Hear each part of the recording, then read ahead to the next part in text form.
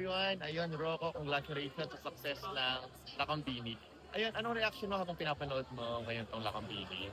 Unang-una sa lahat, nagulat nga ako na napanood ito. Meaning marami talaga very interested and excited to know the story of the company, si Oriang. So, like I said, sana we all live today with a different kind of Lakambini, different kind of Reverdes, because let's all be heroes. And bilang Andres Bonifacio, ano naging preparation sa character mo dito? Paano mo isinabuhay si Andres Bonifacio? Some research, of course. Tapos, adjustments from TV acting to film acting. Lalo na sa Tagalog. Yeah. And bakit natin kailangan panoorin ng Lakambini? Ang daming lumalabas ngayon ng mga historical films. So why we should watch Lakambini? It's very timely. We all have to voice out our good intentions for the country, and this is what we need ngayon.